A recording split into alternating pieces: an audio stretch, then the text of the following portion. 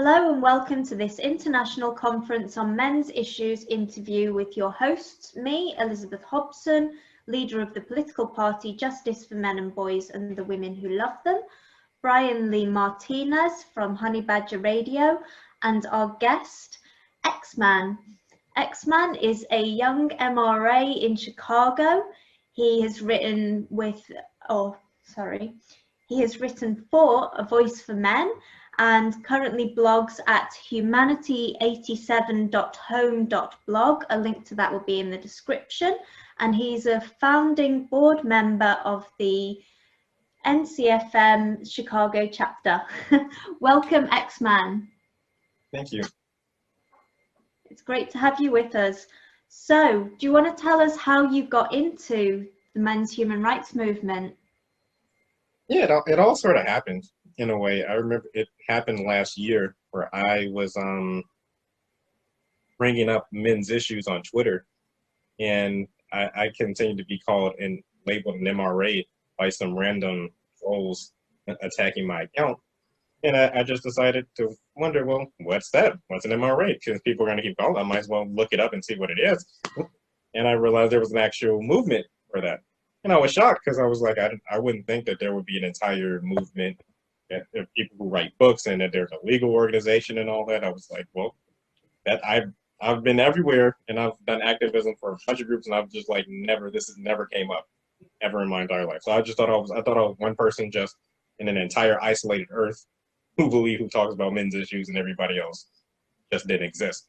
So knowing that there's a community of men's issues, a community of people who talk about men's issues, I said, well, maybe I should join. Maybe I should do research on these people, and I should reach out to those people. And of course, who else did I find other than Elizabeth Hobson? So that's who connected me with Hannah Wallen, and Hannah Wallen told me about the ICMI, which happened to be in Chicago last year, which is where I'm from. And that's how I was able to join the ICMI, which led to me realizing that there's an NCFM in Chicago, which is how I joined the NCFM. Just like one thing just led to the other.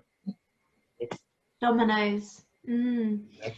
So, I mean, I wonder how you became aware of the men's issues you were talking about, because it took me personally finding MRAs to ever have my eyes and ears open to the fact that these issues exist. Yeah, so because I was a big advocate for women's issues, and because I used to be a feminist, I assumed that feminism was simply just addressing women's issues. I assumed it stopped there, but just about addressing women's issues. And so I'm also an advocate for Black issues, and I saw stuff related to incarceration, about Black men and how the prison system incarcerates Black men. And so I was doing research, and it showed all demographics besides race. It started talking about class and other stuff, and then it brought up gender. And I never like connected that there was a gendered disparity in incarceration. I never like added up the dots. And I was thinking, like, if it's something as big as that's right in my face on a daily basis, and I don't add up the dots there, what else is there that I haven't thought about? You know, which is what led to me doing research and seeing other things related to male domestic violence, double standards about male domestic violence that when I was younger, and would laugh about with my friends, not realizing that there was an actual problem of victims used to be victims of domestic violence. And I just felt like disgusted almost with my society and ultimately with myself, because I used to play a role and stuff like that. I used to play a role in things that would hurt other men without even knowing that I was actually doing that. Like what kinds of things, out of curiosity? Yeah, so I was watching these TV shows and these movies, and it was just this constant humor about women's slapping or hitting their husbands in these sitcoms, and so we would always my friends and I would laugh about this, and then we would even make random jokes about a teacher hitting hitting a student, or we see a woman hitting a guy somewhere across the street, and we laugh about it and we would joke about it, not questioning whether or not that guy was in an abusive relationship, or whether that guy you know, was whether they were joking or whether it was an actual problem. We never even questioned that there might have been an actual problem with the domestic violence. And then there was this whole thing about, you know, gay marriage and all that. And it was a big, this argument about gay marriage. When I was younger, my parents or people in my family always have these negative views about gay marriage and about gay marriage and gay men and all that. And so I picked up all that when I was younger. But after a while, I slowly, you know, would question, like, should gay men be restricted from being allowed to be married, or should they be allowed to be married since it's their own life and not ours? You know, maybe we shouldn't be restricting other people's lives. Maybe that should be their own thing. And I was getting almost like backlash from people in my own circle, even suggesting that originally. Mm-hmm. You know, fast forward 10 years later, now everybody pretends like they're always on board with it. Right? Even people who I used to know, you know, almost nobody is homophobic, so it's like, oh, it's a bunch of fake people. Right? But but yeah. All right. Elizabeth? Yeah. You mentioned you called yourself a feminist. Is that right? Yeah. Yeah. Before knowing the whole, you know, history of feminism. Yes. Yeah, yeah. And, you know, so you said you thought it was about women's issues. Were there any kind of issues that you felt were particularly important? Were there any particular kind of feminists or feminist ideas that you thought, you know, had some legitimacy back then? Well, yeah, I mean, I still do sometimes address women's issues to this day. I mean, it's stuff related to sexual assault and sexual violence. But I still do feel uncomfortable about stuff like that today. Like when when I'm walking around with my friends or I'm in a workplace, and, you know, sometimes people make a lot of, you know, weird comments and sometimes do things that's uncomfortable to watch. You know, watch people, you know, sometimes, you know, do things without questioning whether or not they can touch this person. You know, I see a lot of people do that, and a lot of women in my workplace go through that, and it just looks uncomfortable to watch. That was one of the main things that always caught my attention. You know, and I was also I used to go to meetings related to female entrepreneurship. So women who used to start their own businesses. It was basic stuff like that. You know, I never actually questioned, you know, what exactly the feminist movement is, you know, historically, what their philosophy is. I just assumed, you know, this is a women's group, so this is a group about women's issues. And I just assumed that it stopped there. I never thought about men's issues, nor did I think that the feminist movement would be actually advocating and protesting a push for it. I mean, likely, yeah. Yeah. So what are your conclusions about feminism at this point? Well, usually when people ask me, I don't usually waste time. I just say that they're garbage people. But I don't know. I mean, so my point is always is that what feminists do, what they perfect is the art of willful ignorance, which is the difference between complete naivety. Naivety, you know, is somebody not being aware that something's wrong, and if you just tell them that something's wrong, they'll understand and they'll start slowly changing their views. But feminists are willfully ignorant. They claim up and down that there's a problem, that men's issues don't exist. And you start telling them that men's issues exist, and then they suddenly gain knowledge of men's issues and say, oh, well, if men's issues exist, why don't men fix it? It's men's fault that this happened. And you say, okay, well, then you have groups and organizations that try to push for it to be changed, and then they protest those groups and slander those groups. And it's like, it's not really that they think this is the case, it's that they want that to be the case. It's an interest. It's all about interest. There's an interest in not knowing what's going on. It's an interest in believing that these men hate women, or that it's a conspiracy theory, because now that justifies every bad thing that we do to you. Mm-hmm. And do you want to tell us a little bit about your work with NCFM Chicago? Yeah, I mean, it's not much. It's not much at the moment. You know, what we originally did, we went to see a circumcision documentary. We took some pictures and put it on our Facebook page. And we also went on weekends, if we didn't have any current events, we would just plan and we would go to a homeless. There's this homeless shelter where they serve food to the homeless. A shelter? Yeah, it's dominated by a lot of males. It's pretty pretty male dominated. So we go to those shelters and give, you know, and serve food to the homeless. And we had planned to go like set events where we can do screenings of films like The Red Pill and maybe other films. We planned on setting up screenings, but once the whole pandemic happened, all that just got stopped. Mm-hmm. That and the Illinois Fathers' Rights Movement. I don't know if I brought that up. I was a member of the Illinois Fathers' Rights Movement as well. It was also being No, I didn't know about that. Yeah, that's also being put on hold. Yeah, it seems like you, even before discovering the MRM, you had an interest in human rights causes. Is there any reason why that was of particular interest to you, you know, considering how young you are and everything? Did you, like, was that something common amongst your peers? Is it just the way you were raised? Like, where do you believe that might come from? I honestly don't know where it would come from personally, but I just know, like, the thing that interests me, I always had this belief.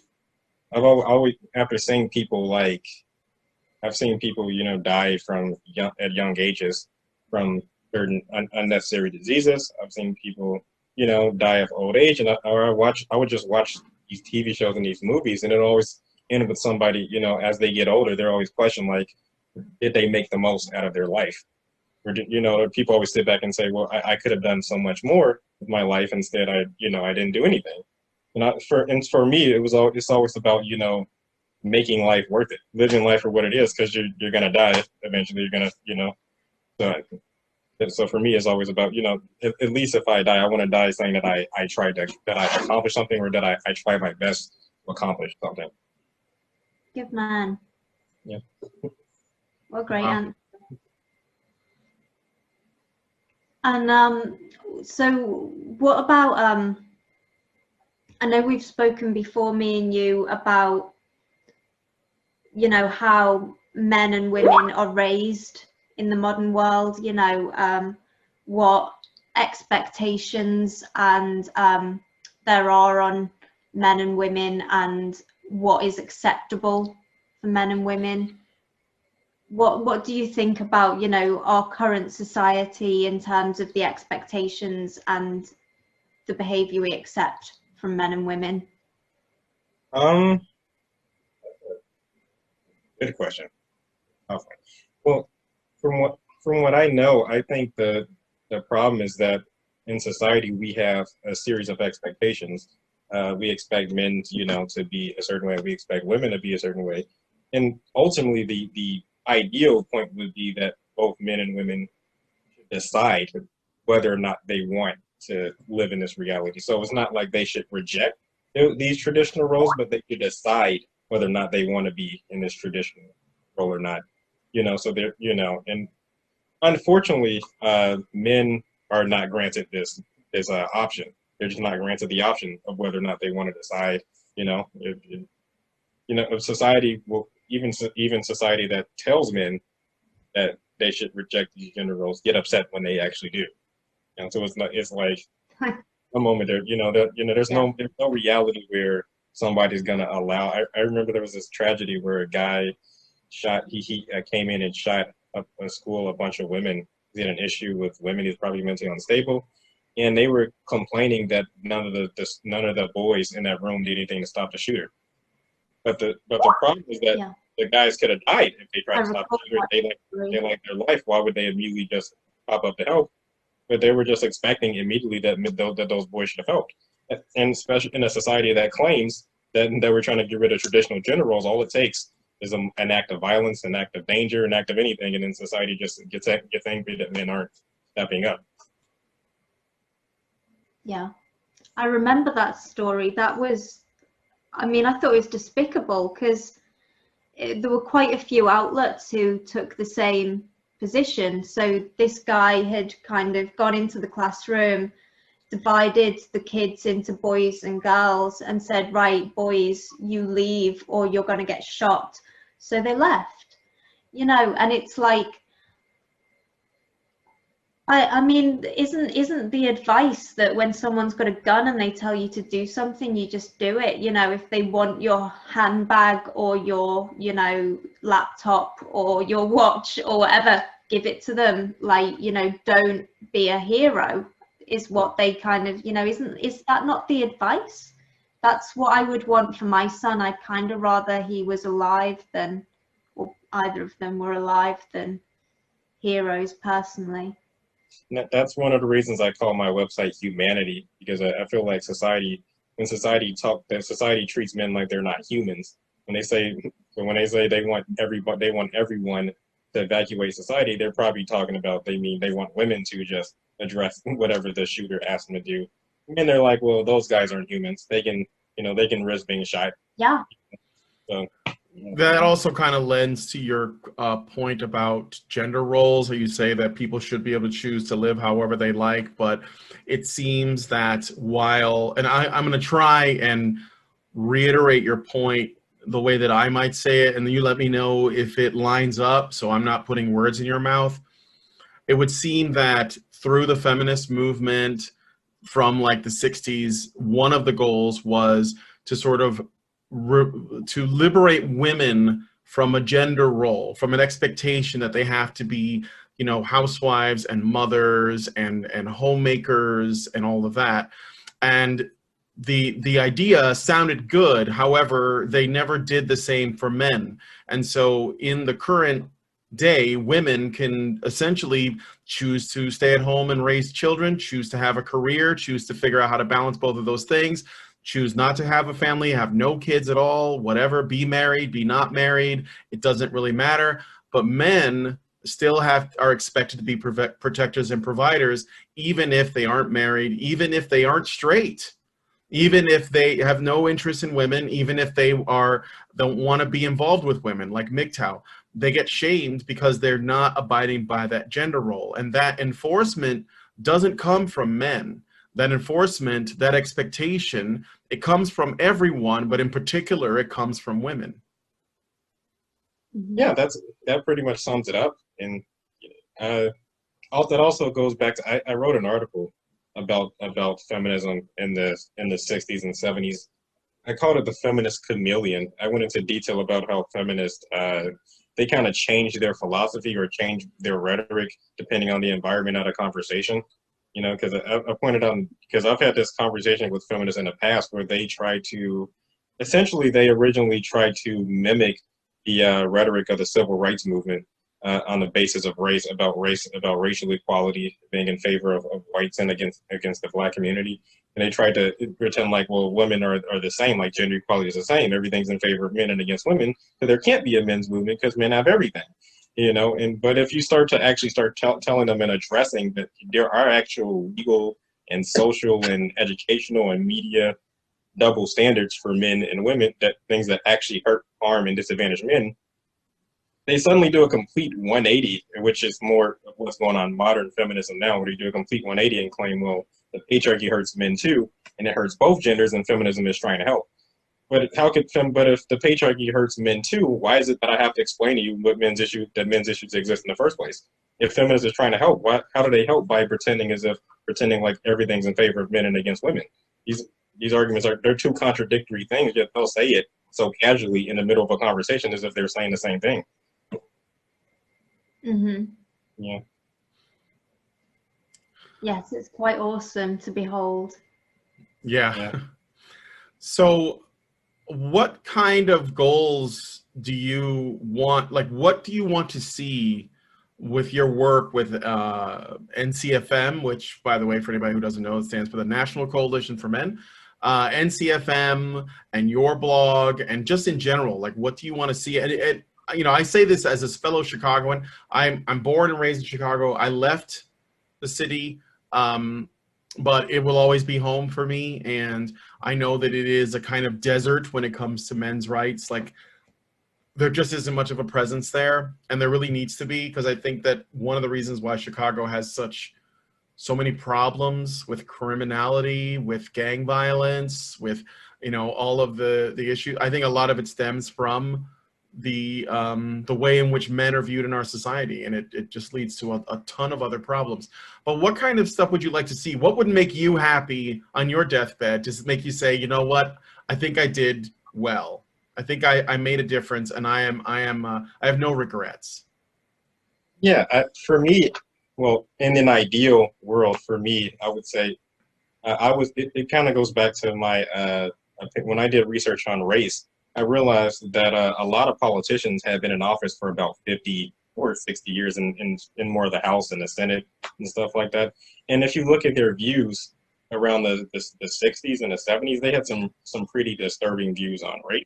You know, some of them were even part of the Klan. Some literally sitting members of government were actually part of the Klan at one point. And so they were advocating against civil rights. They were advocating against integration. They were making a lot of weird statements. But over time, like 20-something years after that, like the culture had changed so much that they actually had to backtrack everything they were saying because their previous history was coming back to light, and their previous history of voting was coming back to light. They had to backtrack and apologize about that, and back up their statements. And now it's so common where if you're a student or you're any natural person and you see something, you hear new things about the racist stuff that used to go on in the past, you look and you say, well, what the hell were those people's problems? What the hell is wrong with those people?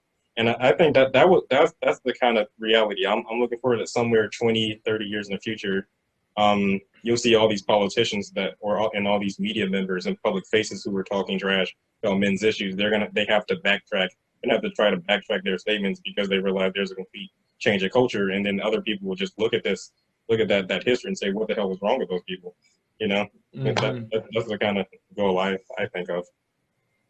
I'm so with you. I'm just looking to see if I can find a quote that I really like.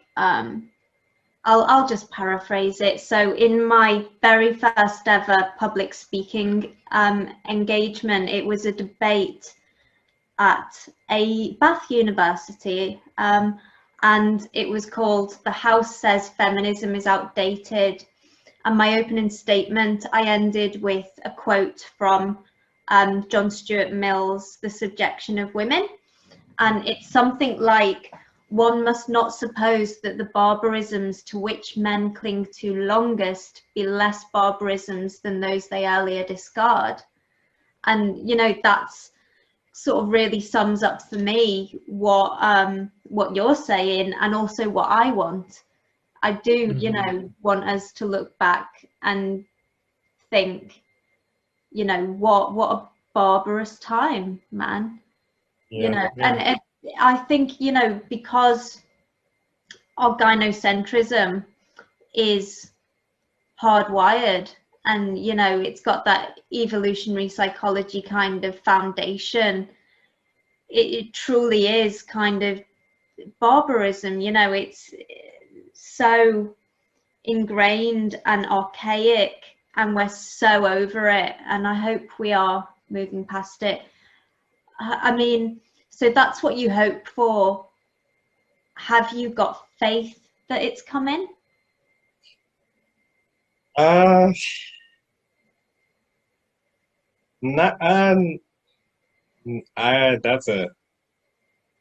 That's something I never actually thought about. I don't know. Sometimes I just completely lose faith, depending on how stuff goes. But I've always I've been slightly critical of things that the men's rights movement, how they went about fixing certain things, or how they went about fixing things lately versus what they were doing back then. I think that plays a role in my skepticism of a changing culture. And it's also just the point where I've pointed out that women seem to have this big problem with self-reflection when it comes down to gender equality or men's issues. They have this big issue with like self-reflecting on how they play a role in an issue. It's like that. It's almost as if there's always this immediate like response, be it educational or be it a snarky or just be it a desperate shaming tactic. There's always something other than a defense mechanism. there's anything other than I'm wrong. It's always, well, even if I'm wrong, I'm still technically right because of this technicality. And there's, I feel like that's a big pervasive thing. And I've always said that the thing my writing is supposed to do is to hold the mirror in front of people's face. It just, I'm not gonna really try to sit there and convince somebody or sway somebody to my side. I'm just gonna here are the facts. I'm just gonna point it on this website, and I'm just gonna ask you to read it. I'm just gonna keep pointing it in their face until it hammers home. And that's kind of what I did on my Twitter, which is how I was kicking all feminist ass on on Twitter, before they false flagged me off of Twitter. But yeah, there was a lot of popular feminists, and they would try to harass my account. And at the beginning, it would work, but I slowly, once I started like recognizing what their arguments were, what are the patterns of their argument, I utilized that to come up with a counter argument to what they were saying. I utilized that to, and I also do that for my writing. Like, what are the main arguments they're trying to use against why we shouldn't have a men's rights movement? What are the main arguments that they're trying to use against what men need to do better? Then I write that down, and I either argue it, or if I find it legitimate, if I find it to be slightly legitimate, I'll address it inside of my writing, so that so I'm keeping my side of the street clean. So there's nothing you can do to use against me or my group. Good approach. Very good approach. And I noticed you said, you've got some criticisms of some men's rights movement or MRA approaches. In what ways do you think we can improve our game? In mind, that you are a young man, and we need to reach young men. Yeah. So your input on that question is quite vital. Yeah. As I pointed, what the men's rights movement did prior, which it was really important, because it's why the men's rights movement had a ground to begin with. What the men's rights movement originally did, was that they would address. I sort of addressed it in my last point. Is they would address topics that people were trying to use against them, and they would make sure that people couldn't use it against them. I realized people were complaining that men don't speak up, and so that's why when you have somebody like Warren Farrell who writes books and goes to speeches, people can't say men aren't speaking up, because here are men speaking up. Here are the conferences that we're holding. Here are the speeches that they're holding, and here they are being attacked for doing the very thing people tell them to do. They say the problem is that if men have a problem, why don't they go fix it? Why don't they go change the society? Well, we do. Well, we have a legal organization, and we have a political party, the Justice for Men and Boys, and we have the NTFM.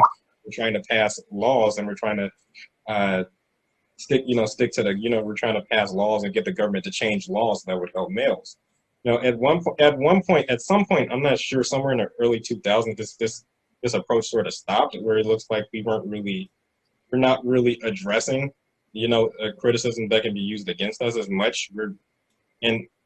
Because a big thing that's now being used is that they're trying to claim that we're just the white male movement, or that they're trying to connect us to the alt-right somehow. I mean, that's stupid. I mean, it sounds silly, but they are trying to. There are journals out there to actually try to connect us to the alt-right. So, but you also utilize race as an example, as a reasoning why we can be connected to the alt-right. So, as I always point out, I bring up Black men's issues at times.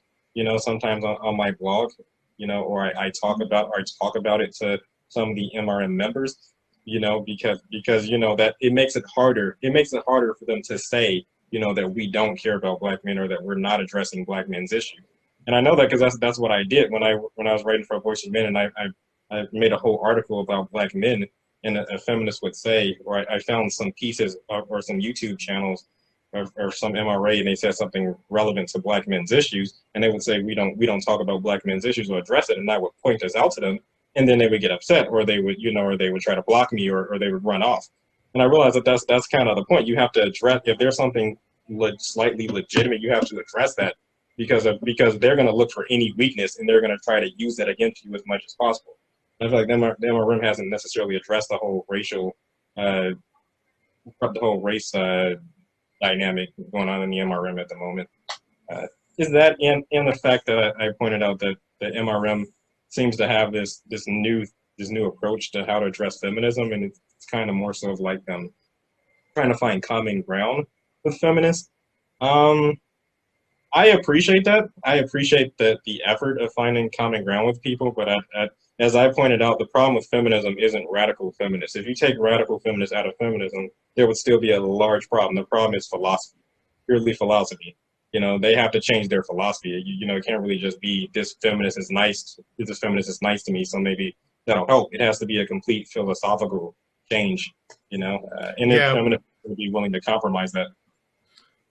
Yeah, but if they change their philosophy, it would actually unravel feminism itself, because at the root of it, there's like the central premise that men have oppressed women all throughout history at the expense of women and to the benefit of men. And that would be the most important thing to change. And if they change it, then that would just undo everything. And of course, you know, there is a difference between women and men who call themselves feminists and people whose job is to be a feminist.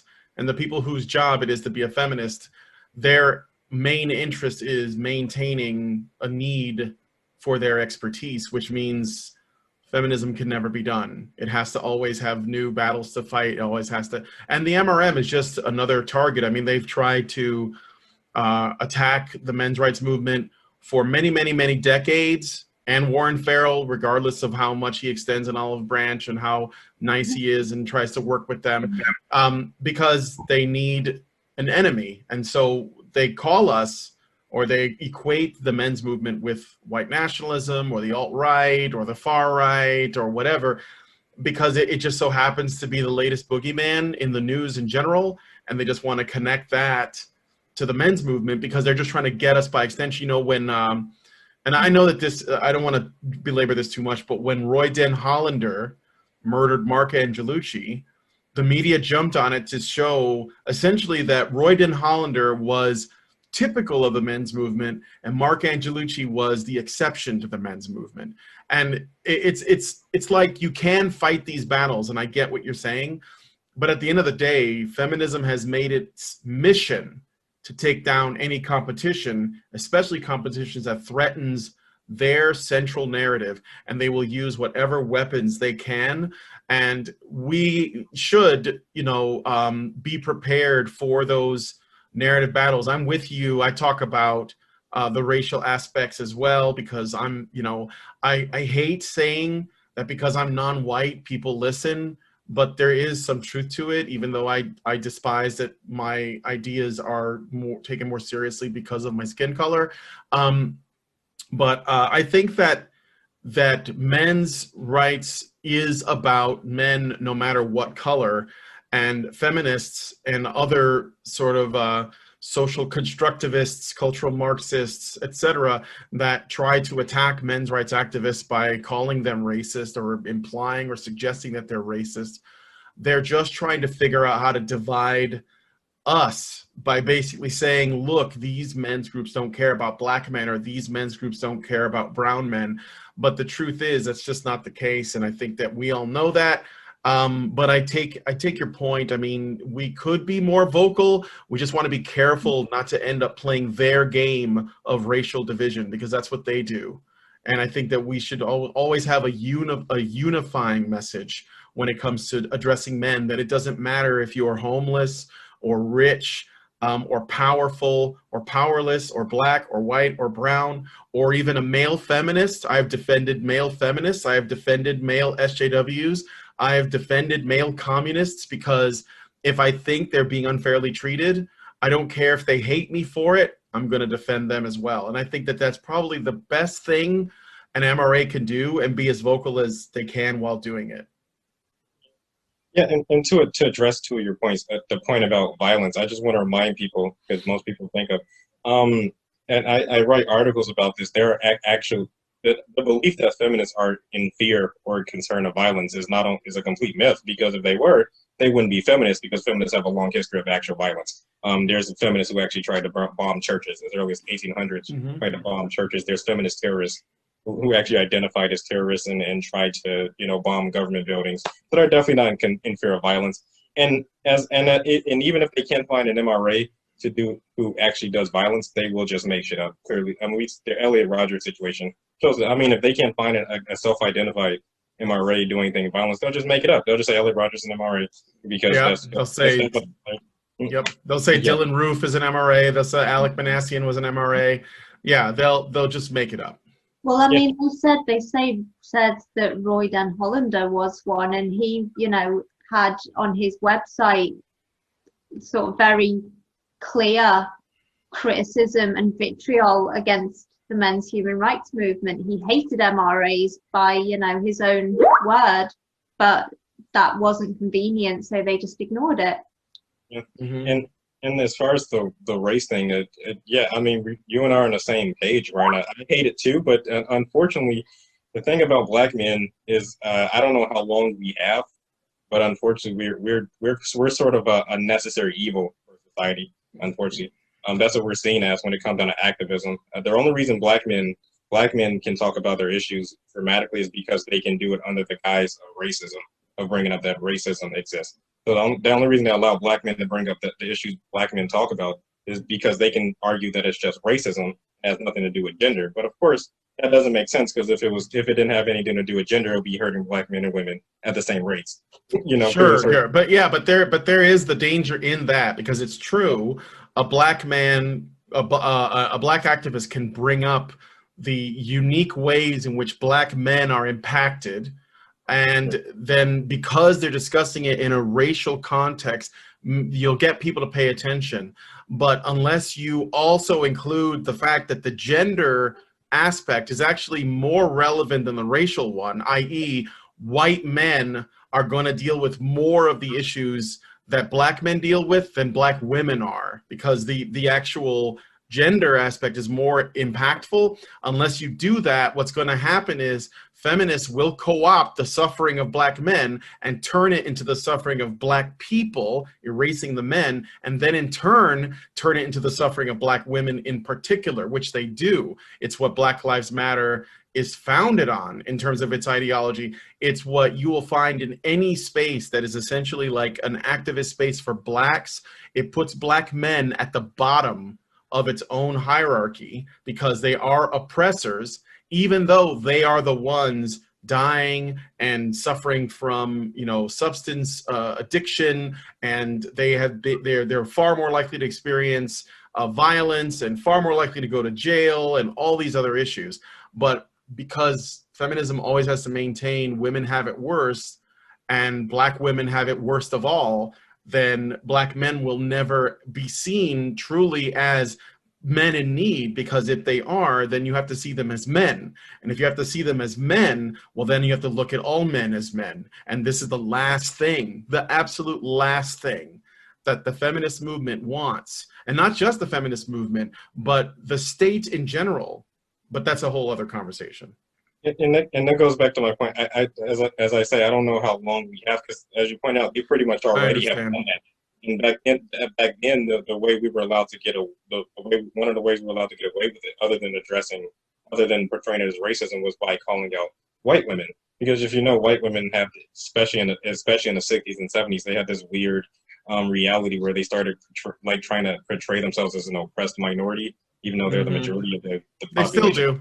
Yeah, and oppressed minority. It's only slightly being called out. I know there was a Bill Burr did a slight thing on it at Saturday Night Live recently, just like skit about that.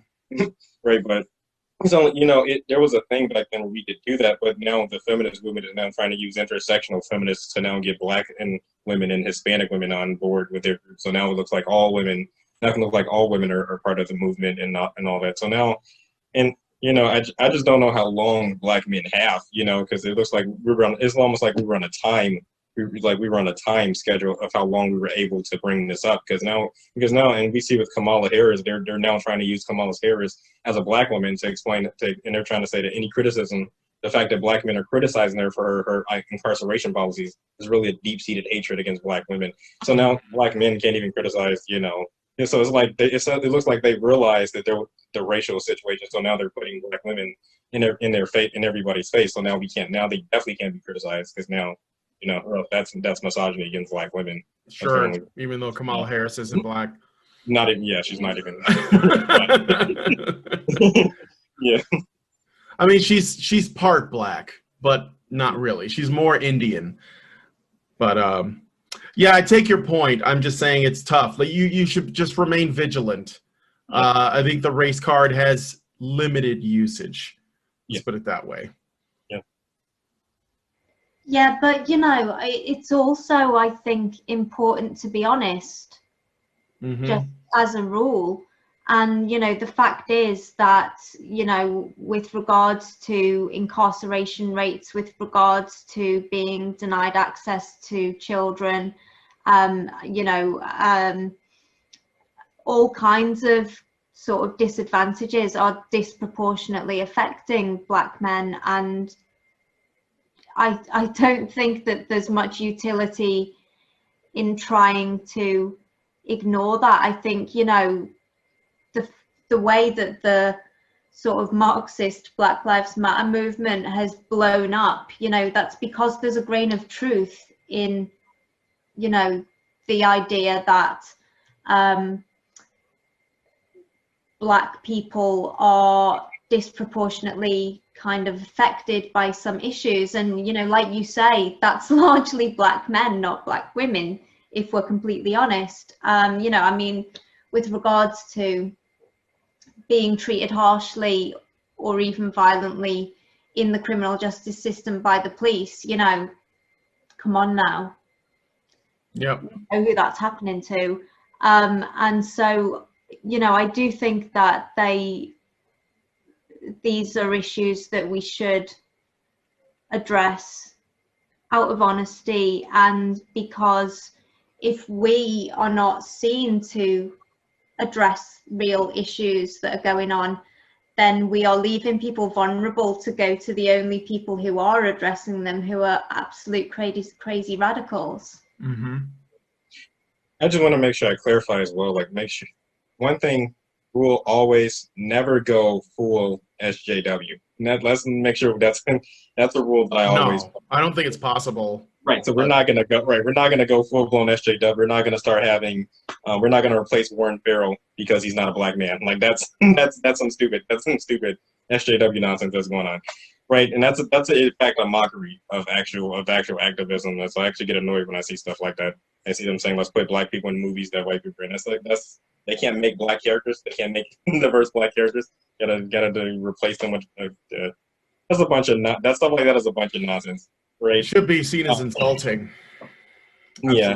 But my only point is there was this guy. I'm trying to remember what this guy's name was. But he used to write for Voice for Men, right? I'm trying to remember. He used to write for Voice for Men. I think he wrote some good things about men's issues, but they found out his social media activity was very unusual. He had some very disturbing views on race segregation. And so he got removed. The Voice for Men did the right thing. They did remove him from that thing. And about a year, he started getting upset at the MRM and saying that it was taken over. It was being taken over, and that he doesn't feel he can express his views correctly. Then about a year or so later, he was involved in the Charlottesville Unite the Right rally. Andrew Anglin? No. No. I think the crying Nazi.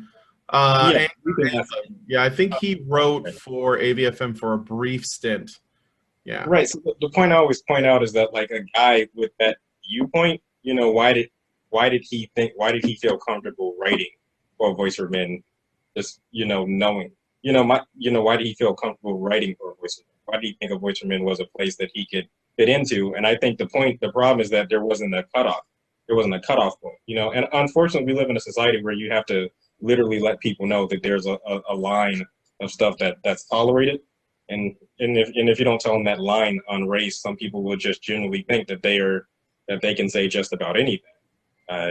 It's crazy, but it is what it is. I mean, I've been everywhere. I've seen it on stuff, even stuff related to sports. People end up making some some disturbing statements, you know, in the middle of a sports debate because they you know, nobody told them there was a line.